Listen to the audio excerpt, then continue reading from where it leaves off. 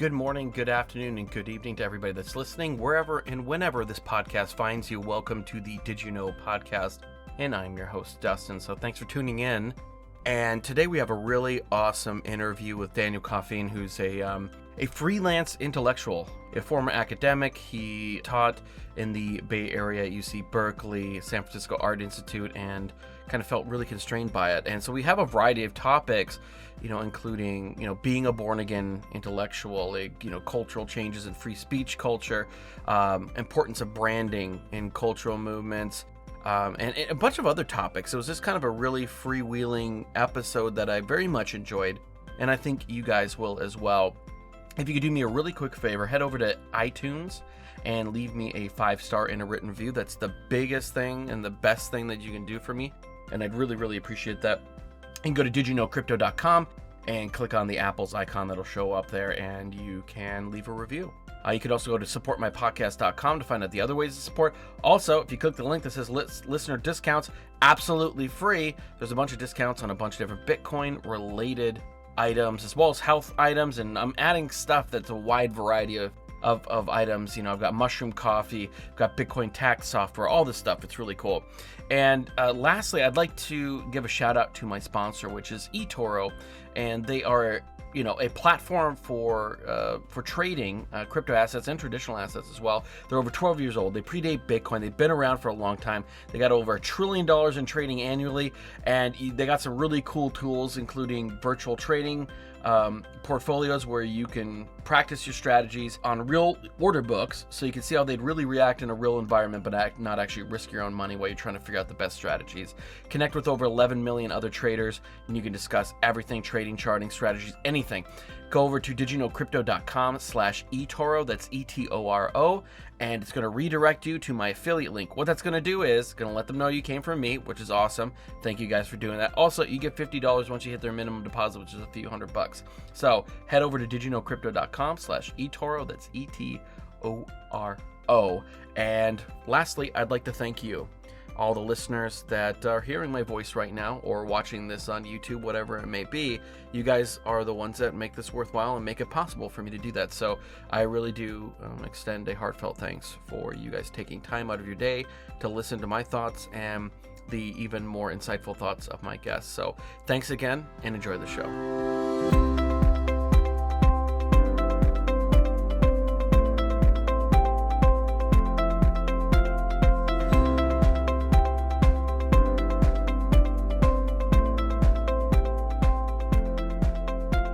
Today I have the pleasure to speak to Daniel Coffeen, who holds a PhD in rhetoric.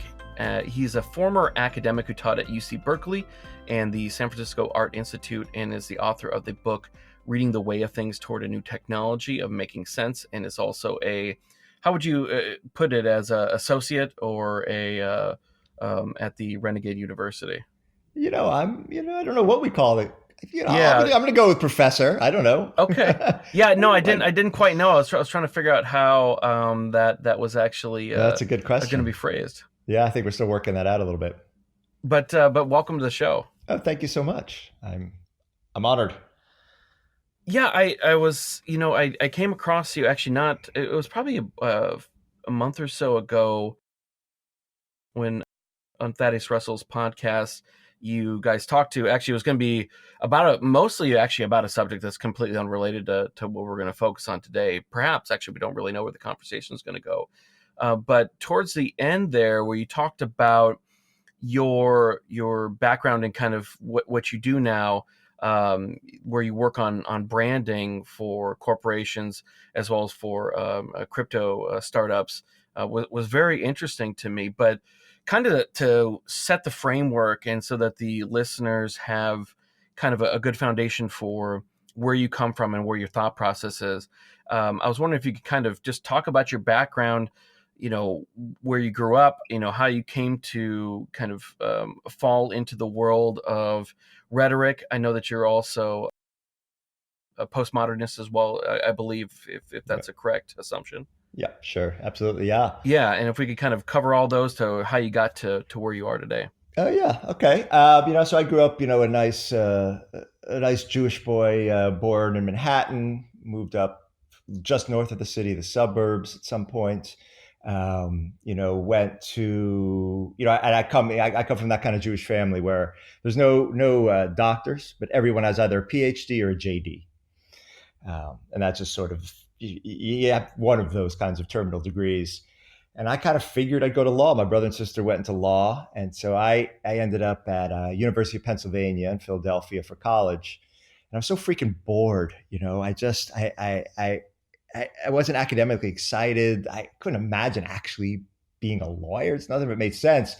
And I stumbled on a brand new department they had there called Cultural Studies. And I read Michel Foucault's History of Sexuality. And I just went bananas. It just completely rearranged my life. And I sort of was born again as this kind of, for lack of a better word, an intellectual with these, this passion for these super sexy French writers. It was such this great version of philosophy. And, so during the last couple of years of college, I was reading Foucault and Derrida and then Nietzsche and Gadamer. And I knew that's what I wanted to do. And at that time, that was, I finished my BA in 1991. There were only 2, maybe 3 places in the country to focus on, at the time, what we called postmodern philosophy or critical theory or continental philosophy. And the sort of premier place in my mind was the UC Berkeley rhetoric department. So it was the only place I applied, and that's where I went. And when I got there, I didn't have any association with this word rhetoric. But that sort of changed, right? The department was this strange place with all these people doing these sort of meta-discursive theses, right? So what is it to write history? What is it to, construct the self? No one just had like a straight, history thesis, but they would do something about, how a discourse was constructed.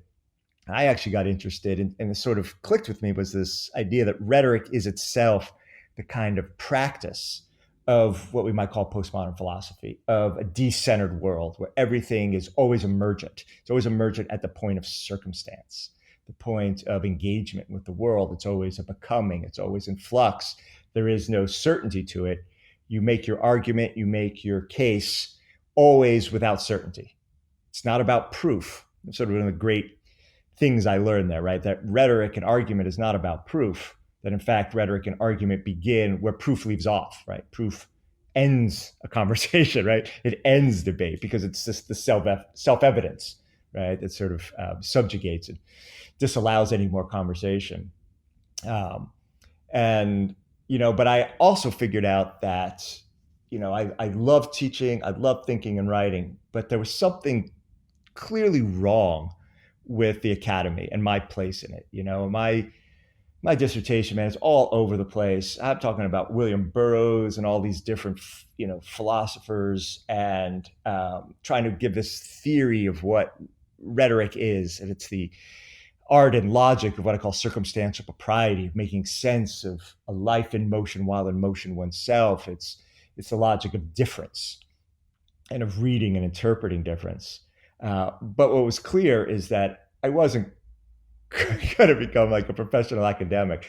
I make jokes, I curse, I refuse to read any so-called secondary literature because I found it unreadable. I found it soul killing. But it also meant I wasn't really going to have an academic career per se. But I stayed teaching as adjunct for about 10 years between Berkeley and the San Francisco Art Institute. But that's all to say I finished my degrees in 1998. And all of a sudden, there was this .com thing happening here in San Francisco. And I wrote my dissertation on a Mac Plus, a floppy disk, had no visual capabilities. But I all of a sudden found myself in this startup. I was the first employee. We didn't know what we were doing yet, but I was asked to write about how different things go together. And I started banging out these essays and getting paid, talking about Borges and The Simpsons and Derrida and William Burroughs. And next thing I know, we created this, we got funding. And next thing I know, we had a team of like 30 people. I was in charge of all these writers and working with engineers. And we built this incredible arts website called artandculture.com, which mapped all the arts, visual arts, design arts, literary arts, philosophical arts, all across time. and we mapped them all associatively so that you weren't stuck in a discipline. It wasn't always a vertical. And we won like every award under the sun. We won Best of South by Southwest and all this crap. But I learned kind of about how companies work, right? And how funding worked and how the internet worked technologically and practically. And when our funding got pulled, and whenever that was, 2000, I guess, whenever that crash happened, I think it was like March, I just reinvented myself, called myself first a strategist or a UX guy and then a strategist. And yeah, so from that period on, I was always teaching, but I call myself over time it evolved into becoming a brand strategist consultant, always sort of working for myself. And I just got lucky that way, where I could flow between the academy and this insane emerging field here in San Francisco, where no one really knew what they were doing. It was also new. So the fact that I could figure shit out relatively quickly, it was a world that actually appreciated a PhD, where the traditional work world would have sort of shit on me, right? Would not have welcomed me. So I was able to sort of create this career on the fly, if you will, which was super fortuitous. I don't know how people do it anymore. I just got super lucky. And it's kept me afloat, for all these years, and I've worked with tons of startups, but also, I did the Fitbit brand.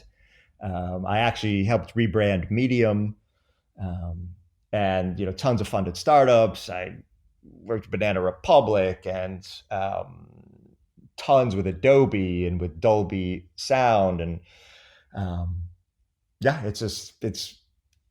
it's allowed me to stay in this insanely expensive city and continue to read and write philosophy.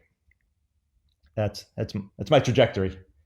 Well, you to go back a little bit, you said that you were born again, to kind of use that parlance, as an intellectual. So, in your experience, in your opinion, what is the difference between academic and academia, and kind of basically the free intellectual that you find yourself to be today? Well, that's a good question. Yeah, I mean, I always thought the academy was going to be this haven. I was like, well, I love teaching, right? I just love, especially undergraduates. Graduate students are a whole nother thing, because it's the beginning of the professionalization of ideas. But I loved, when I first read that Foucault history of sexuality, my heart was pounding. I was just lit up. I'm still lit up by that book to this day. And so I thought I could just teach these books to students. I love reading and writing. So always a strange refrain to me when grad students complain about having to write their thesis or write papers. To me, that was the whole point of being there. But what I was beginning to realize, and I was so slow to realize, is that the academy is premised on kind of the neutering of passion and the neutering of real excitement about ideas. It's all about scholarship and establishing your sort of domain and sort of stripping it of all sort of joy, right? Of the sort of erotics of thinking. And so I've enjoyed what I've been able to do outside the academy, and that I can write in, my blog. I talk about so many things. I talk about death. I talk about tequila. I talk about movies and TV shows. I talk about particular philosophers. It doesn't matter. No one cares. To me, it's the joy of making an argument, the joy of writing an essay, the joy of thinking through something, which the academy systematically disallows. So I don't think I ever actually could have succeeded, as an academic. I can't write like that. I can't cite all those sources. I can't eliminate my jokes and my asides and my parentheticals, my exclamation points, my italics. To me, that's the joy of thinking. And thanks to the internet, I've been able to have exchanges with people like Thaddeus and people like Doug Lane at Zero Books, and just all the people out in the world, the real trigger there for me was right at the end of my teaching at Berkeley. I was teaching the introduction to the rhetoric majors, a pretty big class, about small for Berkeley, but big in general, about 150 students. And the university was just beginning to distribute its courses through podcasts, through iTunes U. And they approached me to do my class because it was, again, kind of a popular class. And I really discovered what the internet could do, right? I mean, my lectures would go live, and within an hour of that, I would get this flood of emails from people all over the world, from all walks of life, wanting to sort of exchange and talk about it. And it really shifted my sense of the classroom. Like, terribly miss being in a classroom. I mean, that's just such a lively experience. But there's no way I was going to survive the academy. I could write like that. I couldn't. I'd be in jail by now, to be honest. Sued or in jail, or something terrible would have happened to me. And I found much more freedom and joy in this other version of this sort of rebirth, this sort of other intellectual life, if that makes sense. No, definitely, and I kind of had. I mean, I was never to the level that you were as far as for being within academia, but I found that it just felt so stifling to me. Right. Having to spend the majority of my time whenever I wrote anything actually looking up the sources and make sure those formatted correctly. I understand the reasoning why they have that to a degree, but it just, as far as for objectivity, it makes sense, I guess. Although you probably disagree with the concept of that, but but as far as for creativity, it makes absolutely no sense. I Right. mean, if you Exactly. could imagine a artist who was, painting a portrait, and then in the left, quarter of the photo or of the painting, they would have to write all the people that they were drawing That's from brilliant. and all those things, and you would just be kind of just sitting there going like, well, this painting's ruined. I don't really want to look That's at this thing. brilliant. I'm gonna steal that from you. That's really good. Oh, Exactly right. I mean, it's just It's so bizarre, but it's a way of kind of controlling thought and making sure you never think that creatively, because it always needs to be sort of tied back into somebody else's, previous work. Right. You're exactly what you said. The creativity is just sort of annulled. Um, and yeah, it wasn't wasn't for me. Uh, well, do you think that there's been a cultural change in kind of the, I guess we'd call like left wing culture, I guess, over the last like 20, 30 years, which is kind of the majority opinion in academia. Because since the counterculture movement in the 60s, that's where it kind of really first took hold in the universities and hmm, academia. And it went from kind of free expression and free fill in the blank, right, to now where it's kind of this Orwellian, yeah. some animals are more equal than others in a way, where it's creativity and free expression only within, X parameters. And I know that you've talked about that a bit in others, but I find that to be very strange, Yeah. Yeah. given that growing up, I came from a conservative household, and I would still probably can count myself as somewhat in that spectrum. But I always looked to left wing cultures being kind of more that, you know that's where creativity Mm. lie, and now it just seems very different. And I don't know if that's maybe where some of the stifling, or if it's just the worst of both worlds in academia. Yeah, I mean, I think it's, in retrospect or looking at it now, and my experience in the academy, and then seeing what's been going on now, again, where I would surely have been fired, jailed, something would have gone terribly awry, sort of like what happened to Thaddeus. They were able to just sort of tune me out, not renew my contract, right? I didn't have to get fired per se. Um, but it is an institution that's actually just premised on fear and resentment, and this is definitely my Nietzsche coming out. But Nietzsche talks all about ressentiment, how the weak, always trying to take down the strong, right? And that's his argument about Judeo-Christianity trying to take down Greco-Roman culture. The meek shall inherit the earth, trying to take down the beautiful nobles who enjoy life, who take pleasure in life. And the academy is so opposed to pleasure. So I think this recent explosion, or I don't know what else to call it, is is really just symptomatic of an ill-constituted set of people. And petty, weak. I've never seen such uh, petty egos.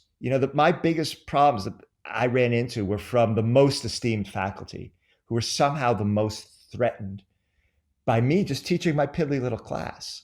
I mean, I would say something to one of them out of respect and just, as a comrade and, in teaching.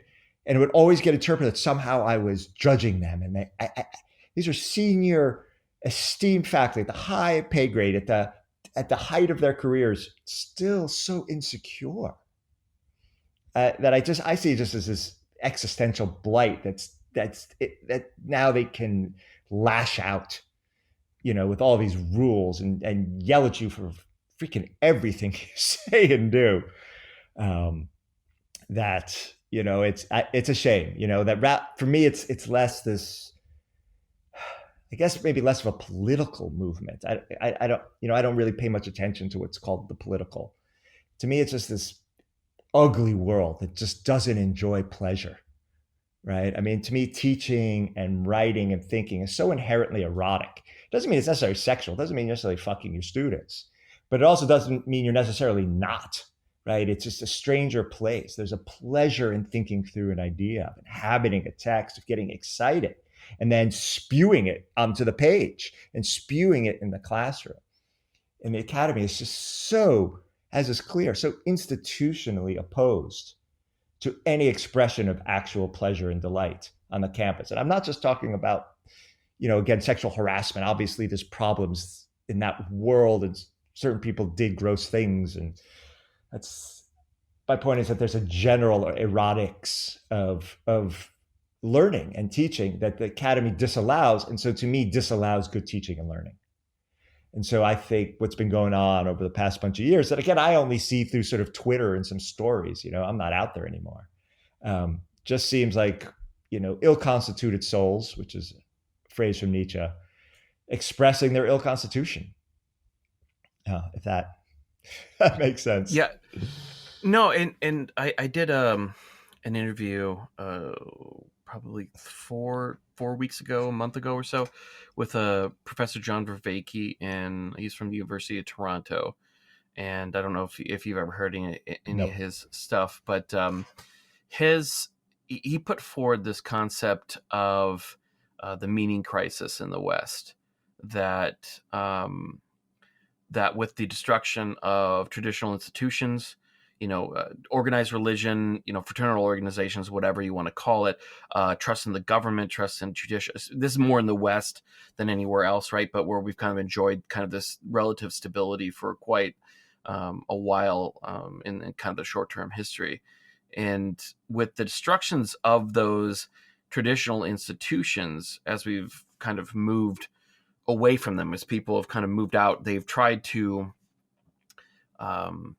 fill those gaps, right? Mm. So whereas now you have, if you look at like veganism, you look at CrossFit, you look at a lot of these Herbalife, whatever, people kind of take this religious zeal onto a lot of these things. They have ritualistic practices that start to develop within these communities and things like that. And you almost wonder that if, when kind of the as kind of the counterculture movement was taking hold in academia, and was also kind of subverting, if you want to use that word or whatever, of a lot of these traditional institutions at the same time, that whereas now what they'd wanted to, the institutions that they wanted to gain hold of are now less powerful, that maybe it's a reaction to that, where it's almost a conservatism within a left-wing construct, I guess, approach to wanting to hold the gains that have been made, and not allow kind of any encroachment against those. Yeah, that's interesting. I mean, it's bizarre what's happened over my life, watching. I definitely came out of a certain 60s countercultural mindset. I still have a kind of, will to psychedelia and a will to a kind of play. And I come back to Timothy Leary, the tune in, turn on, drop out, and then I'm in. You'll see where I'm going here. Yeah, I'm in Williamsburg a couple years ago, and in Brooklyn, and it's supposed to be the epicenter of hip new culture, and there's a billboard there, and it says live, work, create, and I was like, somewhere along the line, what we're calling the hipster, the counterculture, is now just petty bourgeois, right? Everybody who Oh, has, I absolutely. mean, where the original countercultural movement was anti-capitalist, didn't want to work. The new world is so premised on labor. And to me, that's the efficacy of capitalism, to just constantly co-opt anything that would counter it and fold it back into itself. So, it sort of disallows, they never want anything outside its realm. So you get the rise, of the campus, the Microsoft Hmm. campus, the Nike campus, the Google campus, the Facebook campus, right? We'll take care of everything for you. You have no life outside of work. Labor is everything. Um, Well, and that's very kind of Hinduistic, isn't it? in what sense? That if you look at Yeah. Hinduism's history, is that there was a period where Buddhism moved in, and Buddhism almost Mm, completely supplanted it on the Indian yeah. subcontinent. And then basically what happened is that the Brahmins started to just incorporate Mm, all the popular things that people liked with Buddhism and incorporate it into their own kind of theology, and concepts of gods and deities, and there was new ones that were created. And while Hinduism never spread farther past there, it regained all of its own old territory for the most part by just kind of yeah. incorporating these concepts into itself and just saying, "Oh, okay, you like that? Yeah, yeah, we're about that too." That's great. That's really interesting. Yeah, absolutely. Right. I mean, it's any sort of reigning system in order to survive, right? Seeks to fold the things that oppose it into its realm, although some movements thrive off opposition, but capitalism is not one of them. And where I was headed was that I can't believe the will to labor, especially in the youths here in San Francisco. These 27-year-olds who are really passionate about how to monetize your website, and that's what they want to talk to you about at the bar. It's just, and they're working 60, 70, 80 hours a week, and I think they're so evacuated, right? So you talk about this sort of crisis of meaning. um, I think as you know people are always looking to fill up their world, right? Because they're not filled to begin with. And this is, again, it comes back to Nietzsche, where he says the Greco-Romans, they define the good as themselves. They're like, what's good? I am the nobleman. I am that which is good. There was no exterior good. They didn't judge themselves against a moral code. um, and then you get the rise of morality, what Nietzsche would call slave morality, the Jews. And they don't they had to get it from outside. They had to fill themselves up. They had to find meaning outside of themselves. And I think capitalism is so good on sort of evacuating us of the ability to have internal meaning, have our own meaning. We're always defined in relationships through transactions, through brands, through money, right, through participation. And you talked about veganism or fitness and CrossFit. I would, alongside those, I would put the rise of what we now call the golden age of television. People are just empty. And I think the most dominant drug today, and Terence McKenna refers to television as a drug, is TV, right? It's just this thing you can fill yourself Yeah. up because you're freaking empty, you know? And I think that's, I think it's continuous with, from Nietzsche's perspective, it's continuous with the rise of Judeo-Christianity, from constantly wanting to define yourself outside yourself. So from religion to capitalism, it all becomes the same thing. It's like, I want to define myself through that which I'm not, rather than saying I am that which is good, just being full and content unto yourself.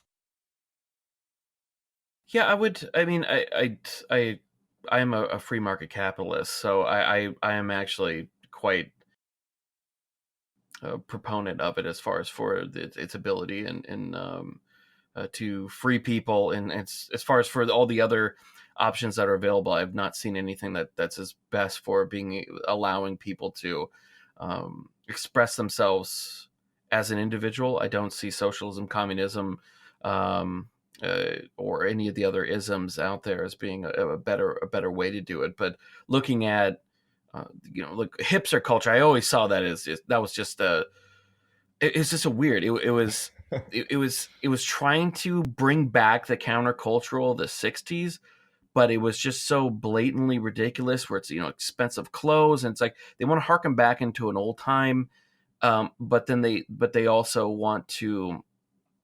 I don't know. It was very weird. Yes. It was a very weird. It was like the mixing of both, and it ruined beards for me. I had a beard for a while, and I just didn't want to be seen as a hipster. So I've been shaved for a while. So I'm just waiting for it to swing back again, so I can actually go funny. Back to what I prefer. The Jews grew their beards because they'd want to be associated with the hip Romans. Oh, really? Shaving was pagan. Yeah, that's why they grew the big beards. That's my understanding. Yeah, I see. Yeah. I was going to say. So yeah. you still see that the kind of the current culture that we see, where it's it's kind of a faux hyper individualistic, because it's about be yourself, but be yourself as part of this larger group, right? Like exactly. Like just with the branding, just with Apple was genius. iMac, iPod, where it has this a motive of be yourself, be this unique snowflake, but which has a different terminology now, but like this unique snowflake but you're also doing what everybody else does, right? So you're taking your iMac and you're being your unique self, and you're dressing with your beard and your you kind of like what am I thinking of? Well, I'll just move on anyways. And you're kind of wearing like hipster clothing, but then you're going to that, the free trade coffee shop, just like everybody else is, and everybody else has the same thing, but you're still feeling like you're being very individualistic. And I guess maybe even on the coast, a lot of people kind of take almost a if you want to kind of call it almost like a religious pilgrimage there.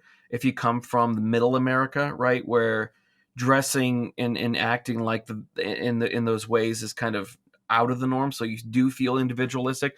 But then as you kind of migrate farther east or west, it becomes less and less so. I don't know if that's something. It's kind of San Francisco thing. San Francisco so disconcertingly, troublingly homogeneous. I mean, it is very, very strange what's happened here. And I think partially it's, I think network culture and sort of, this sort of decentralization of the internet communication. One of the funny effects that I hadn't considered was what we call the network effect, which is that things actually tend towards a center, right? And so, rather than disrupting a lot of industries, of course, what the internet did was accelerate monopolies, right? So now we see of the largest, most powerful monopolies in the history of the world, far and away, companies like Google and Facebook. But same with identities, right? Now that I you just see it in, let's say, architecture. How can the architecture of San Francisco the coffee shop look just like the architecture in Turkey, and just like the architecture in Paris, and just like the new place in Bangkok? It's because they can see it. You're not limited anymore by geography, by isolation, which actually would foster greater individuality, more idiosyncrasy. But with this sort of proliferative, distributed communication, it actually tends towards more homogeneity. People are constantly identifying themselves. I'm at that age now where I can see, I'm now single, and I go on this online dating, and I see how younger women immediately sort of gravitate towards the language of the discourse. That rather than there being each one being really weird and unique, I can't believe how similar they all are.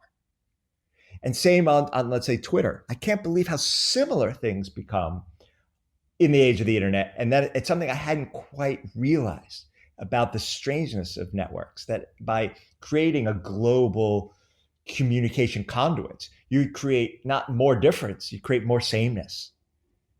Does that make sense? I mean, it's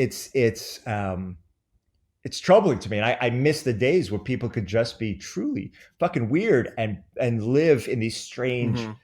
off the grid places and develop weird ideas and weird personalities. But that doesn't exist anymore. You're always vetted. You're always already filtered through this network that is always identifying you and naming you. So if you try to say something, I shy away online from talking about a lot of certain issues because I know there's no way in for me.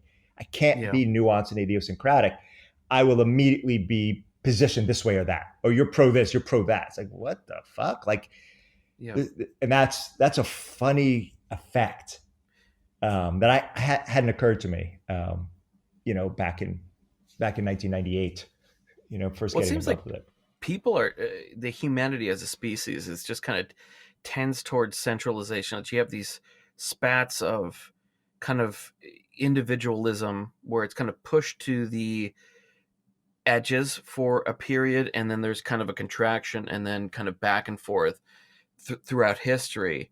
But it seems like, for the most part, as a species, we value, or at least the majority of people do, and that's always at the detriment of people at the fringes, is that we kind of value kind of a homogenous culture, right? And it almost brings into it, it almost brings kind of democracy as a concept for or kind of like these large conglomerations of people kind of into question. Is that really the best way to do it, where you have these disparate people where you have 100 different subcategories where they can kind of agree on a few things largely, but they disagree on like 90% of other things, Mm. in a large degree? Or wouldn't it not be a better way of operating, whether we're talking about government or just as cultures, within whatever that may be, Yeah. kind of separately? I Yeah. mean, do you feel that would be stifling, or do you think it's best to allow kind of almost this internal dissonance to constantly be tugging at each other?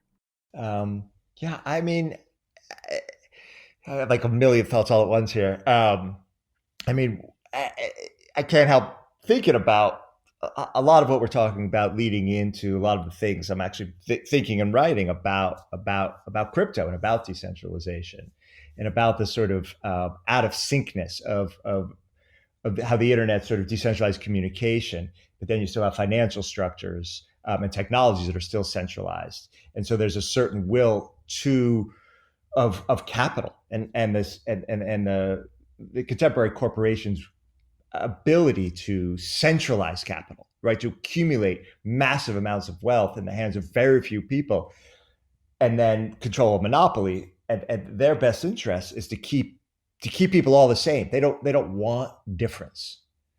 And one thing that's really excited me over the last couple of years in my involvement in with my this crypto startup um, is is the possibility, to your point about free markets, is actually reintroducing the free market, but post corporation, and really introducing both the decentralization of capital, you know, and the decentralization of technology, and how those two things go hand in hand, to sort of begin to foster an infrastructure, a culture that actually is not just okay, but fosters and seeks to produce idiosyncrasy and difference, right? That allows competing currencies, man. I mean, competing networks of participation.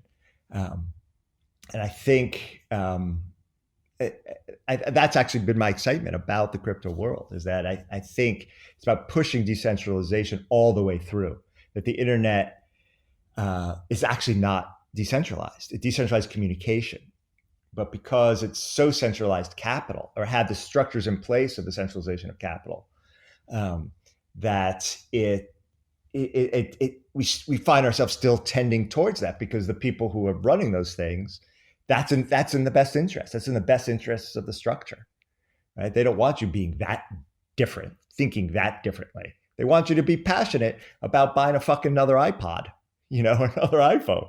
They don't want you to think about not doing that.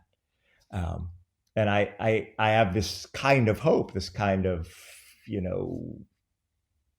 dream or excitement over the possibility of what a true decentralization of capital, coupled with the decentralization of communication and information, can facilitate. And I think fundamentally new structures, post-corporate structures like the DAO, and sorry, it's on my mind recently because I'm writing an article on it right now. But I think I don't know. I think from a perspective of sort of ressentiment and resentment and weakness as a species, Nietzsche always talks about the human, all too human, this kind of weakness that wants homogeneity. But at the same time, there's always these strands of true radical individuality, of difference, of alternate ways of doing things. And that I think if we had structures of capital that were decentralized and distributed, I think we'd see less homogeneity. I don't know if I answered your question. Yeah, no. It's just because I've always liked the if within the tenets of permaculture. I don't know if you've ever looked into that as well. It's what's the kind word? of permaculture. Oh, yeah. So, you have? You're talking about like growing food? Yeah. So, but, indoors and that kind of thing. Yeah, in a way, but it's most commonly associated with things like food forests and kind of using, efficiencies within the kind of the space that you're at for holding and storing energy and that kind of thing. But one of the concepts within permaculture is that you always have the most abundance at the edge effect, right? So it's not like right in your orchard or right in the area where you are growing this or that you have the most abundance. It's always within. I'm sorry, my 3-year-old came down here, and let him. I'm trying to hold her right now. Yeah, she can join in. But yeah, but you always have the most abundance at the edges, right? Where the edge of the forest meets the savanna or the prairie, and those sorts of things. And I always like that kind of concept as far as for how it goes into kind of the cultural aspect, where there's another person I listened to. He's been on the podcast with Thaddeus as well, Michael Malice, where he kind of always talks about where the people at the edges of the fringe are the ones that actually create culture, versus the people who are in the mainstream don't. They're just following what the people at the edges do. I love that. Yeah, I love that. Yeah, and I think I love that. I'm diligently writing down everything you just said. I love it. I love this idea of abundance, and at the edges, at the place of these sort of interstices, these crossing overs. And I think one thing that kind of again excites me about decentralization is it creates more edges, right? There are more points, more networks that are running up against each other, right? So it creates more possibilities, I think, of these kinds of changes and abundance, rather than it all coming from some sort of univocal source that's deeply self-interested. I rail against capitalism, but I think one thing I really mean by that is contemporary American capitalism, which is a rigged system, which is a corporate police state enforcing, the interests of very few corporations that have the money to buy up the legislature and the army. As opposed to, what crypto is reintroduced to me is actually the power of what free markets could do. Like, why wouldn't you join another social piece, another social media network in which you were paid for your contribution, you were paid for the selling of your data? That's just the free market. I don't need the government to come in and tell me. And I think the DAO has this ability to redistribute wealth without any state intervention, without any socialism, without communism. It's a version of capitalism, maybe. But fundamentally, you have competing currencies, these competing networks and rules of governance. You create more edges, and I think that creates, like you said, more possibilities of sort of radical change, of abundance, of in the end, for me, thing I talk about all the time is joy. Just living without the constant struggles of rent and healthcare, and they're so screwed up in this country. That it becomes a kind of oppression day in and day out of, I think, just of daily life for everybody. Well, as far as for, because looking at how we bring these ideas about kind of more into the culture, right? Because very much we are at the fringes and kind of considering these topics, right? Because most people are just, most people are actually pretty content, because for the vast majority of people, especially historically speaking, you have stable housing.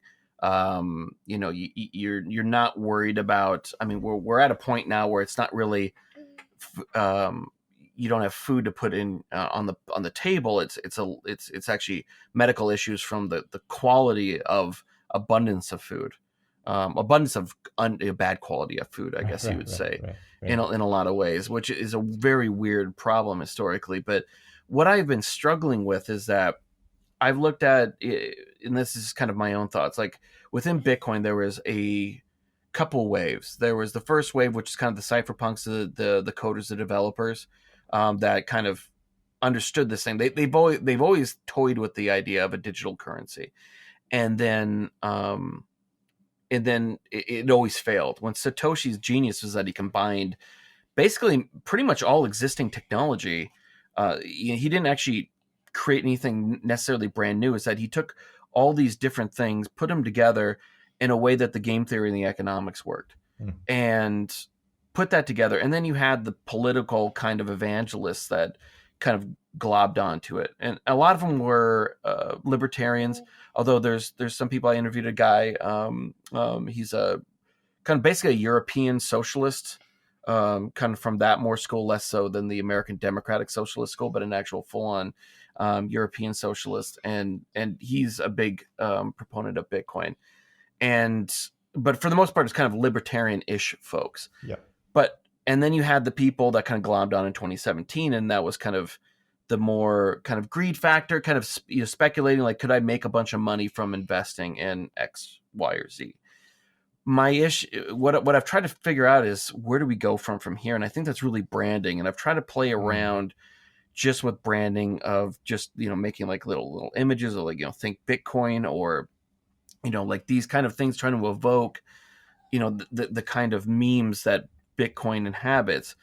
And it could be just because I don't have that big of a reach, whether or not something is actually a good meme or not, or a good brand or not for Mm. Bitcoin. But I've been trying to play around with this, and considering your background in a lot of, I mean, very successful brands, I was wondering if you kind of really kind of go over your approach, what most companies miss, because we all see these sorts of companies that absolutely miss the mark on Right. branding Totally. and kind of capturing that. And then your thoughts on what's needed for a successful brand, and needed to kind of capture the public's attention. Right, right. Yeah. What most companies do, whether regardless of industry, is they want to tell you all the things they do, all the things they're better, and they list them all. We're faster, we're cheaper, we're better value, we're better quality, we have better service. But there's no argument there, right? There's no reason to believe. You're not telling me, you're not making a pitch to me. You're just listing a series of attributes, right? And it's funny, when I was teaching, I taught writing at Berkeley as a grad students, how they sort of pay us there. Students would do the same thing. They just list, in this essay, Nietzsche does this, and he does this, and he does this, and he does this, and he also does this. To the point where when they wrote papers for me, if they used the word also, they lost a full grade. I was like, what you need are connective words. Nietzsche does this, therefore he does this, which is to say he goes over here, but not there, therefore this happens, right? It's this internal logic. And that's the exact same thing I apply to a brand, which is, we believe X, this is what we believe. Therefore we built Y, right? That lets people do Z so that they can feel A, right? And that's basically the structure to me of any brand. And so I think one of the issues, in the crypto world, and let's say with Bitcoin in particular, is what is the why? Why does this exist, right?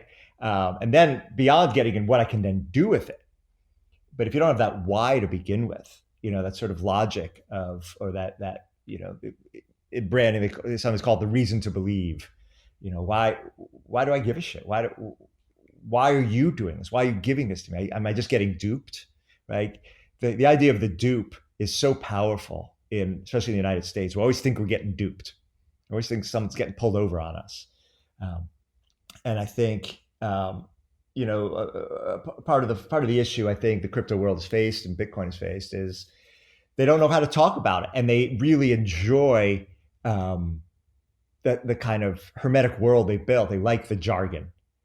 I mean, I'll click on things, some new, a DApp coming out or something, and I click on it, and I don't understand a word on the page, and I'm in the industry, and I don't understand a word they're saying. I'm like, who is this for? Who are you trying to appeal to?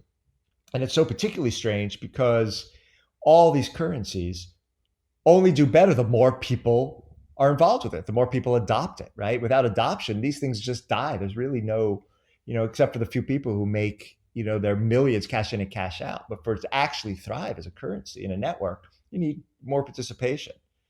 And so I think it is really about building, building an argument. And my present startup, that's what we lead with.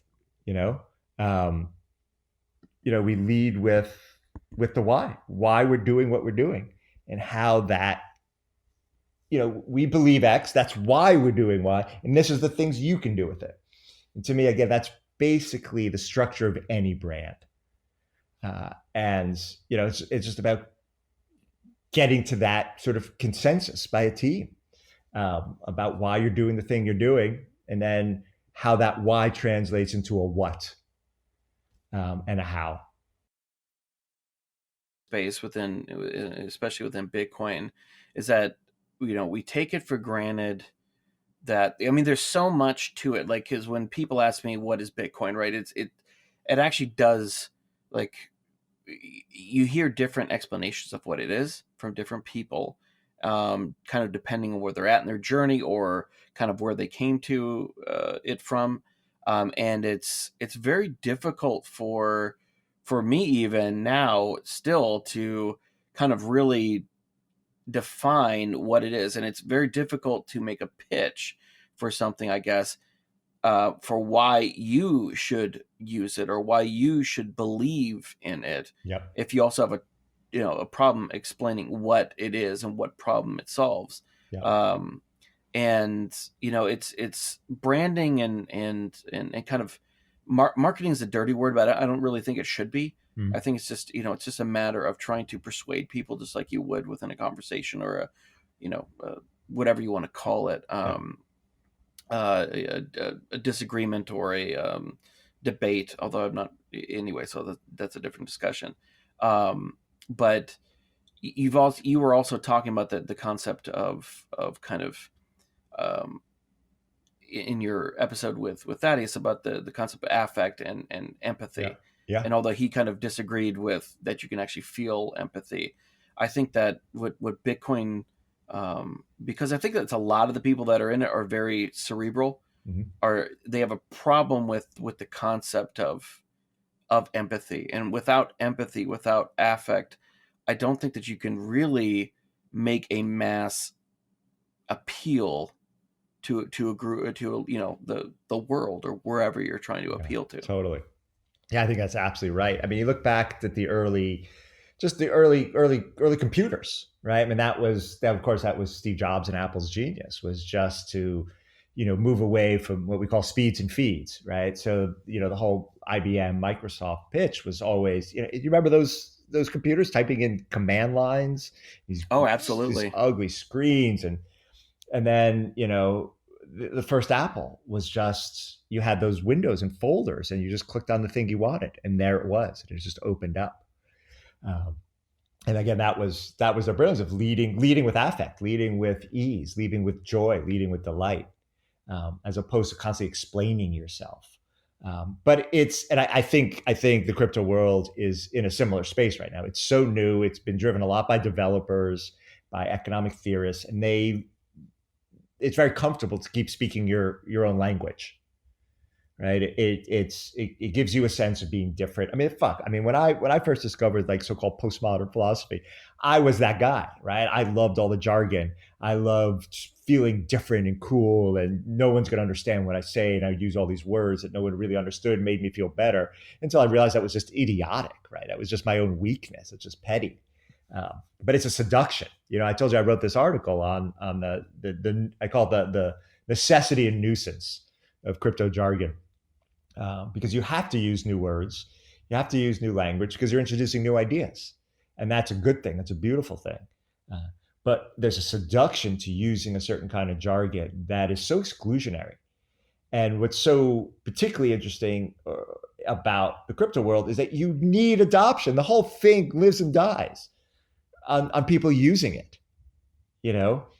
So it's like the one time you really don't want to be exclusionary. You want to be as inclusive as possible from a brand perspective, from a network perspective, not to mention, you know, inclusivity as sort of, you know, a dominant sort of principle within the crypto world in general, inclusive of the unbanked, right? I mean, that's sort of a mantra, at least in the worlds I travel in. You know, it even shows up in the Libra white paper, right? We want to bank the unbanked. Whether they're sincere in that desire or not, I don't think they are. But it's all about inclusivity, right? It's all about sort of a radical democratization of the terms of capital and wealth distribution. Uh, and so it's the industry right now is in this funny space because they know better from what's happened with the internet, and you know, you want to push as much technical stuff to the background as possible unless you're speaking to that world, and lead with, you know, these things like empathy, this understanding, with understanding people's needs, with saying, oh, this is why you should use this. We believe this. This is the world we see. We think you see this world too. Here are the tools for you to prosper in that world we both see. That's really what a brand says, right? And Apple's sort of done it with creativity, ease and creativity. You see the world we see, right? Don't you want to play in this world? That's really the essence of any brand, of any sort of marketing campaign, is it's your world building, but means you have to appeal to people. You have to seduce them. They have to want to come where you are. And yeah, I think Bitcoin is definitely, it's become, unfortunately, sort of associated with sort of get rich, and sort of maybe phony get rich, somehow dubious get rich. Mm-hmm. And the true power of it, the true revolutionary status of it, is never really discussed. I've been toying with that concept as well, because just thinking about it as of late, and I just talked about it in my last episode as well, and I completely forgot to actually look up what episode and the person actually that said it, but that they were making a case that greed itself is not maybe the worst. They were actually going full out and saying like that's actually a good recruitment tool, I guess, if you want to use it in that way. That as far as for getting people onboarded into a better financial system, you know, you're not lying in that if you actually do believe that, you know, let's say Bitcoin could become a major world currency, competitor with other national currencies, it has a much larger upside, if you want to, you know, look at it in financial terms, to go. And that it, you know, at a base level, to kind of appeal to the most base instincts of people, right? The same thing that the state does with the lottery, the same thing that most con men do with, you know, fill in the blank multi-level marketing scam. Although they aren't, I mean, I guess technically they're not scams because you can actually make money, right. But the people who make money in those would make money in anything else anyways, regardless. But that appealing to your base instinct may not be the worst I love thing that. to go. Yeah, I actually like that quite a bit. And it's funny. So I you know, this team I'm part of, the company's called Anatha. It's a funny name. It comes from Anatha Pindinka, a disciple of Buddha. But one of the things, it's a general sort of decentralization software company, right? We'll launch a product in the new year. But the thing that drives all our the sort of ethos and practice of the company is always returning spendable value back to the community, right? So if you know, if any centralized company sort of siphons off, you know, profits for itself, ours are constantly being redistributed. And at some point, it really is what you just said, right? It's appealing at sort of the level of greed. Like I could use this app or this app, but if I use this one, I get money back, right? It's credit cards do it, right? It's your cash back scheme. Yep. Yep. Absolutely. And I think there is real power. That's a good reason to use something. I think we can call it greed, but it's in your best interest, is what we're telling people. I think that's great. I don't think it needs to only be cast in terms of your sort of base human instincts. Because we're Yeah. casting it as much more enlightened. We're like, well, we're creating a different structure of wealth distribution, so it doesn't go to a centralized. It's like if you participate in the network, you profit with the network, right? So it's Yeah. self-interest meets grandiose vision, right? Yeah, I think that's that kind of the way that his take on it, and where I kind of agree with him on it, is that it's a good way to get people, interested, right? So Yeah, you go like, oh, well, you can make a, show the charts, Bitcoin make X amount of money, right? They get into it. And then that's when they start to go, okay, wait, what is actually this thing that I've actually put money into? What does it mean? Why does it exist? It's kind of the top level funnel, I guess, if you want to call it, when you in marketing, right? So to kind of get them in that top level funnel, and then they start to learn more and more, to kind of get them into that mindset of why the old way, the old financial systems are not in your best interest. right. They're the best interest of the people who, it's very apparent that whoever's the closest to the where money creation is, from the central bank, then the major national banks. I mean, money is very, very, very cheap the closer you are to the creation of it, and it Yeah. gets very expensive the farther down you get. So, Yeah. right, you get down to homeowners, and then you're taking a loan for a car, and then check cashing. I mean, the farther down you get, money gets very, very Yeah, that's great. expensive. Yeah, I love that. Whereas um, within Bitcoin, it's very, I don't like to use the term egalitarian, because Bitcoin just is as it is. Right. It's not trying to be anything. All the political implications that it has is just by its very nature, because there's no central authority. It just kind of does what it does. But your product and what you were talking about kind of very much jives with the post that you had on your blog that I really enjoyed. I mean, it was a shorter post, kind of just a very quick take on the Netflix doc, The Great Hack. And I love the fact that you're kind of looking at it from the fact that the problem isn't privacy, because when we sign up for Facebook, everybody knows your privacy is not the issue.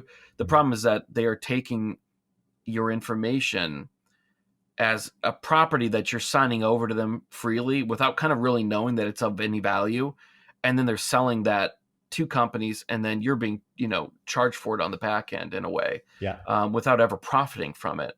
And I'd love to. I mean, you went over it in the kind of the blog post, but if you wouldn't mind kind of Yeah. going over what they missed, and then kind of what they got right a little bit as well. Yeah, totally. It was sort of a revelation that, again, that I came to through this guy, Edward Hickman, who's the founder, CEO of this company I'm working with, where he talks about the information resource economy.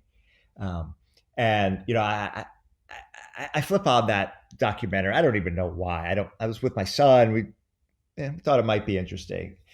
And what was incredible about it is there's actually nothing interesting in it. Everything in there was already known, right? It keeps coming back to this notion of the invasion of privacy, which has a lot of affective power in the United States, or really in the Western world. And so you get this kind of outrage. But the fact is, our information in general is always used to sell us things, including politicians, right? I mean, that's of course what how it's functioning. So I thought there was a sort of false outrage, and that the issue they skip over is what the woman, Brittany, whatever the hell her name is, the so-called whistleblower, keeps saying. She's like, well, Facebook owes its users money because the data that they're selling is not theirs to sell, right? I mean, it's such a simple little jujitsu move, right? That it's not about data privacy, right? That's a red herring. That keeps Facebook safe from pillaging and selling our money. That if we really think about information as, she argues in this film, is the most valuable asset today, right? Information companies surpassed ExxonMobil, surpassed oil. That we've seen this massive generation of wealth, but in these highly centralized hands. And yet all of us are are oil wells of information, right? So each of us individually become a potential source of value creation simply by leading our lives, simply by going about the world, right? The things we do, we use our smart devices. We are generating information that companies want to buy and want to use to hone their products, to sell to us for all kinds of uses. Um, but we are completely cut out of participation in that value creation, and that I think it will fall to decentralization and the smart contracts to be able to create social networks that in which you are paid to participate in which there will be this incredible redistribution of wealth, rather than wealth constantly being centralized. You will now be paid for the thing that is yours, namely your data. It's not 100% yours. Your data is, you're using their app, you're on their servers, right? I mean, but it's a rev share, and it's such an easy model. And I don't think we need any government interventions. We don't need the courts to decide it.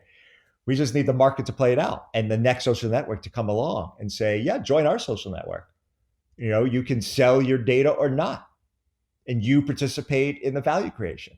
And all of a sudden, we'll see this enormous sort of flourishing globally, right? Of everybody who's been locked out of the economy or has a tangential, precarious relationship to the global economy, all of a sudden becomes a source of wealth, at least of value, that they can see the returns on immediately in real time through smart contracts, through participation in networks.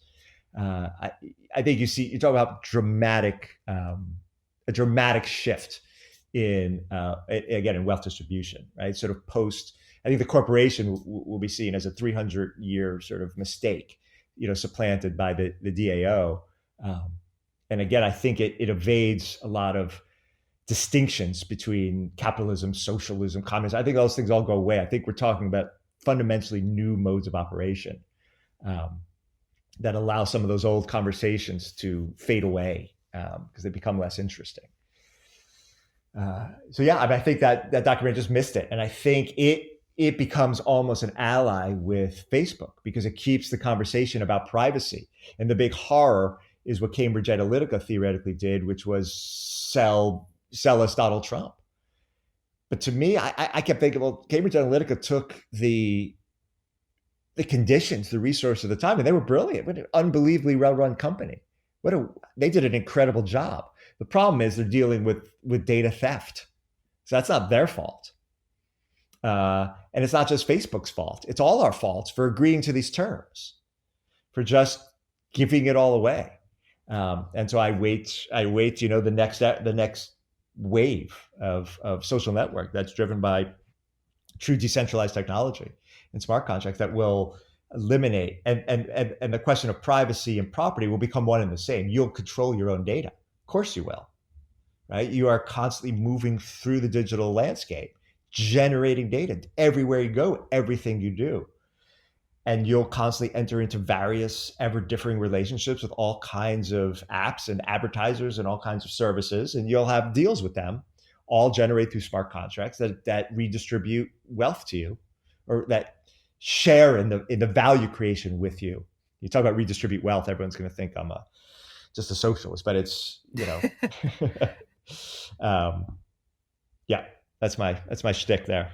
Well, you talked about in the blog post that that one of the fallacies of the film is that they constantly phrase that targeted ads and news.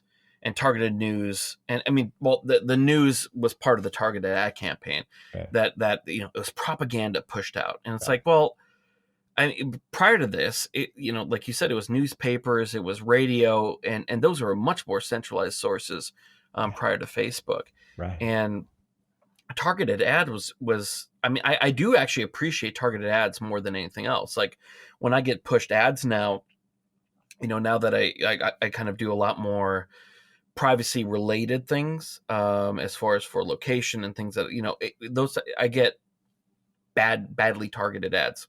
Funny. And it kind of actually bothers me now, where I'm going like, Yeah. well, I would never be interested in this. Like, you guys are doing a really bad job Uh, with your targeting that would even come along here. But that I thought that was one of the biggest. It was a redirection post 2016 of latching onto this concept of Russia and Cambridge Analytica, and that's why Trump came. That had yeah, yeah. nothing to do with the political atmosphere prior to that. That I mean, I could get where someone on the coast would feel that way, right? Because you kind of are in this, they use the term bubble. I mean, everybody's in It's a good. bubble, right? Yeah, yeah. It's But very much a bubble here. I'll tell you, the Bay Area. I mean, yeah, I mean, but yeah, it's a bubble everywhere. If you go down to, yeah, areas of Texas I've been in where, Alaska was really interesting to grow up in because it was a big mix. You had kind of, I want lower taxes, but leave me alone Republicans that agreed with kind of like hippies that would smoke weed and, do mushrooms out in the woods, kind of all living together. And everyone was kind of, mm, it was weird because there wasn't a lot of that common history that you'd have in a lot of other states. mm. So I don't know if that gave me a better perspective, but if you go to middle America where I'm at in the Midwest, like it was a lot of people felt left behind. And I think that Trump did a very good job. I mean, I didn't vote for him. I'm not a fan of him in pretty much any way. There's a few things I think he's done okay, as with any president, but I think that he tapped into this thing that a lot of people were feeling in the country that was able to be taken. I don't even know if taken advantage of with targeted ads. It was a lot of just like, if you look at the data that I looked at outside of that documentary, um, it was a lot of in-group preference type Mm. stuff. It was a lot of people that already agreed with X being pushed information on Yeah, X, right? exactly. That's why I was so I found that documentary so bizarre. I was like, I'm missing something here, right? I mean, I was 19, 18 when I realized the New York Times was just propaganda, right? I mean, the most egregious version of it, right? The newspaper of record. What the hell are you talking about? um, and so, yeah, Well, that's very Pravda anyways. yeah, exactly, right. And their whole claim, all the news is fit to print, is what it used to say on it, right? And I remember seeing that and being like, oh my god, they don't print anything, right? And I don't know, the shock, and I think that whole. I mean, again, I don't follow the whole who's president, who's not president. I don't. To me, it's all been pretty much the same until this present guy seems he's the first radical president, definitely in my lifetime, probably in the last few hundred years. I mean, he's a true radical. And that part I think is super exciting. Is he a demented anti-Semitic racist? Maybe. I sure seems bad for the world and greedy and stupid. But he's a radical, and I think it's probably in the best interest of the political establishment not to point that out. They want us to think that it was this reduced by the Russians. I mean, to talk about the hilarity of trying to talk about propaganda and the Russians persuaded us to vote for someone is so bizarre to me. But to say Well, something else, to say that he won because he was a radical, right? And the Democrats don't want to say that because then they'd have to be radical and undo their whole structure. well, if you could define radical, I mean, I think that. Do you mean kind of like as in maverick outside the system, as Yes. John McCain tried to portray himself as? Yeah, exactly. But truly Okay, being okay. outside the system. Like I remember when I for some reason I know that Trump got in trouble because he called Taiwan when he first took office or something, or Taiwan called him and he took the call and everyone's like, no, you can't do that. And he's like, what do you mean you can't do that? I mean, he at some point, this whatever system we've been operating in is so completely corrupt, that they've all been indistinguishable from each other. At some point for me, there's really no difference between Bush and Obama. Again, I don't pay that much attention, but they seem pretty much the same. They wage the same wars. They impact my life pretty much the same way. Uh, this guy seems to be operating according to a different logic, um, and it's not say a pretty logic, and it might be intensely ugly, but it's not like the others. And I think it's easier for an establishment to say, well, we were duped than to Hmm. suggest that there's an appetite for something completely freaking different, Yeah, you exactly. know? Um, I think that that's true. Looking at the front runners for the opposition in 2020, it's I don't really see anything, radical in a way. Like you could call Bernie Sanders or Elizabeth Warren's policies radical, excuse me, in a way, compared to what, the last, 4 or 5 administrations kind of put forward as kind of being the baseline. But as far as for in the terms of that did you defined earlier as kind of being outside the system, none of them are radical. And I think that what you're going to see is it'll be really interesting what happens in this election. I think that short of recession, I think that Trump actually has a pretty good chance of winning, Mm. especially if they don't put somebody who's more radical as a nominee. And I think that if they don't, that will be an aberration. I think that you're going to see these kind of, I don't know if you want to call them reality stars or kind of Mm. social media influencer types. I think that's going to be the new norm, right? Yeah. Bombastic, Yeah. loud, speaking their mind, has no problem, putting out a goofy tweet at 2 a.m. sort of person. Interesting. Yeah. Um, I think that's going to become more the new norm. I think that that is the appetite, as much as certain people within this that are running in opposition are saying, "Oh, we need a return to normalcy." I don't think that's what people want. No, I I totally think they agree. Yeah. wanted radical, and they may not like what they got, but I think they liked it more than kind of the controlled opposition that they had before. Yeah, I think that's exactly right. I don't pay much attention, and I just the terms of the discourse. Like I said, there's no way in. There's no place for nuance. There's no place for subtlety. The terms are so pre-established in ways that don't interest me. That I never call myself any ism. I call myself a socialist, communist, anarchist, pervert, Jew. Like I don't know what the hell I call myself. There's no word for it, and so I just shy away from all of it.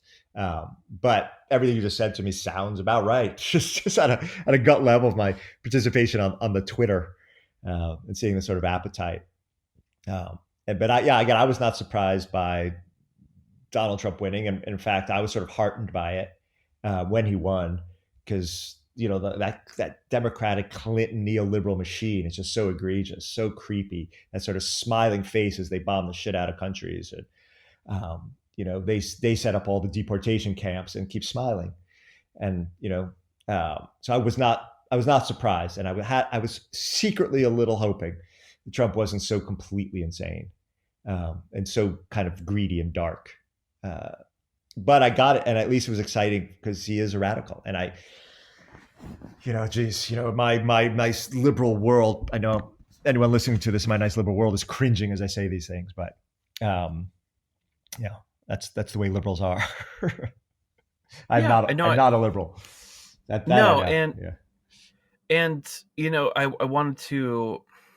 There's a couple other topics I wanted to get in with you, but I didn't really want to take up too much more of your time, and maybe I'd like to, in the near future, schedule on here because I want to Yeah. talk about um, kind of, I guess, more philosophical concepts of just context, Oh yeah. of truth, right? Because that is something that I'm not opposed to postmodernism, like as it being some sort of boogeyman, in the way that a lot of people within Mm. my circles maybe are. But I am really interested. I guess I'm just more of a person who's interested in kind of discussing certain topics Yeah. because, especially as it relates to in the world of meaning in the world and where Bitcoin kind of rolls into it as well Mm-hmm. as this concept of truth, right? And I know that postmodernism does not, or as far as at least from my understanding of it, does not believe in any sort of objective truth. That there's Well, no anchor upon which to kind of lash your boat to. yes, that's to me. It's funny. I know there's just people use this word postmodern. I actually don't use it. To me, I just read different philosophers. A lot of them happen to be 20th century French philosophers, but I read lots of things. I read whatever I want, right? And I've had a little funny exchanges with Thaddeus because I think we use this word postmodern kind of differently. That when I think I would define it much as you define it, which is it's the logic and the emergent logics and ethics and questions of identity of a world in which there is no center. It doesn't mean there isn't a local propriety, emergent propriety here and there, but there's nothing fixed. There's no ground, right? So it's about operating like underwater in outer space. There's no clear up or down. There's no inherent up or down or sideways. You're going every which direction at the same time. Well, then how is meaning generated? It's not that there's no meaning. It's that meaning is generated according to different operations, right? And that truth doesn't go away. Truth just becomes a mode of argument within this sort of flux, within the sort of free fall, within the vertigo. And to me, that's how I define what's called postmodernity. And then within that, all these people say very different things. Foucault, Derrida, Deleuze, Guattari, Roland Barthes. I mean, all these people are saying very kind of different things, and they come to different conclusions and different modes of operation. But the thing they have in common is they don't seek an end to the flux. Everything is in flux. There's nothing outside the fray. The categories of the world, species, knowledge, those are all just more stories. It's stories all the way down. It's stories every which way that don't make them any less powerful, right? They're not capricious, not arbitrary. It's that you can't separate facts from story. If that, a sort of cryptic summary of the way I see postmodernity.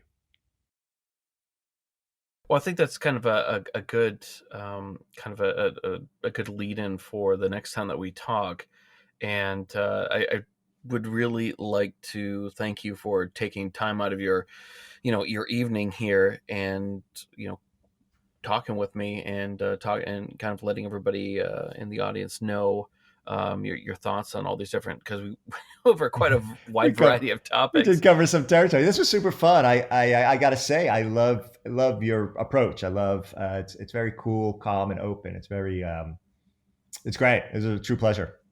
Yeah, and how can people follow you, read your where you're writing at? I know that you mentioned I'll put the blog in that I've already been reading, but you mentioned Medium, and then any other way that they can get hold of you. And then the Twitter, you're actually looking to talk to. So I mostly I've been on Blogger. Unfortunately, I've had that blog since 2008, and such a terrible interface. But I have so much content there; it's hard to get out of it. But I've been writing more about the crypto stuff as part of the Medium magazine for the company I run communications for. And then of course the Twitter, because I love the Twitter. And I could wax on about why the Twitter is incredible. But I think there, and then, the secret thing I have out there are these Berkeley podcasts, these lectures, but all that can be linked to from my blog, which is, I think you have the link. So, yeah. And I'll have the links to everything that we talked about, all the different articles, and all the ways to get a hold of Daniel on didyouknowcrypto.com/EP52 for episode 52. That's EP52. And once again, Daniel, thank you so much. Yeah, thank you. Have a great night.